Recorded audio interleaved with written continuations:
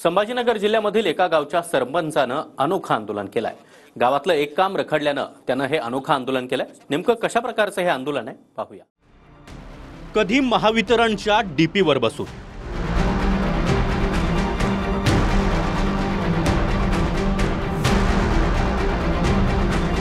कधी कमरे इतक्या पाण्यात उभं राहून, कधी चिखलात बसून, कधी विहिरीत बसून,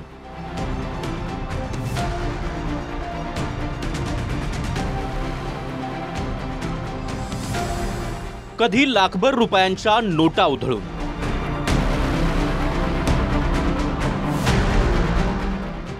तर कधी स्वतःची गाडी जाळून। अशा हटके आंदोलनाची परंपरा जपणाऱ्या मंगेश साबळे यांनी आज चक्क साडी नेसून आंदोलन केलंय।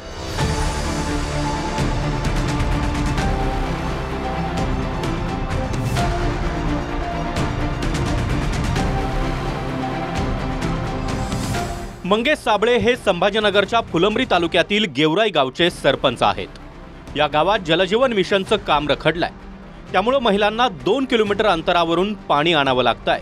याचाच निषेध म्हणून सरपंच मंगेश साबळेंनी साडी नेसून आणि डोक्यावर हंडा ठेवून जिल्हा परिषदेसमोर निषेध आंदोलन केलं।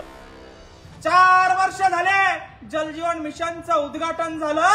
1,80,00,000चं एस्टिमेट तयार केलं बघा मित्र। 4 वर्ष झाले पाईपर रोड मध्ये दाबून टाकले, अजून काम झालं नाही। कुठं काम अडकलाय? कुठं घोडा पेंट खाताय?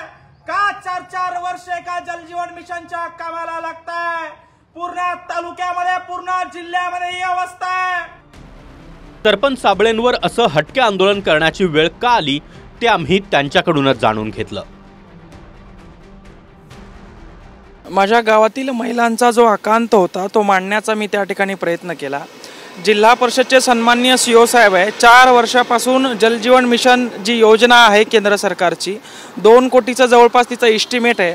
तर कॉन्ट्रॅक्टर असं बोलतायत की सीओ लोकांनी किंवा जे जेई लोक असतील त्या लोकांनी टक्केवारी घेतलेली आहे, 10%, 20%, 30% काय असेल। मोकाट कॉन्ट्रॅक्टर लोक सुटलेले आणि 4 वर्षापासून कुठलंच काम या ठिकाणी झालेलं नाही आणि नळाला पाणी आलेलं नाही, म्हणून हा आक्रोश त्या ठिकाणी आम्ही मांडण्याचा प्रयत्न केला। मंगेश साबळे आपल्या हटके आंदोलनासाठी महाराष्ट्रात प्रसिद्ध आहेत। मनोज जरांगे पाटील यांच्या आंदोलनात सहभागी होत त्यांनी आपली गाडी देखील जाळली होती। गुणरत्न सदावर्ते यांच्या गाडीवर देखील त्यांनी हल्ला चढवला होता। तेच साबळे आता साडीतल्या आंदोलनामुळे पुन्हा एकदा चर्चेत आले। Bureau report, TV9 Marathi.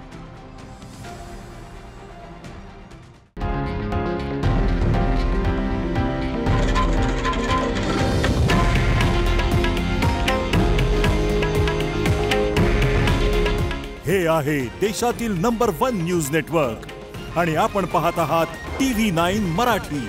काळजी तुमची, हित महाराष्ट्राचं।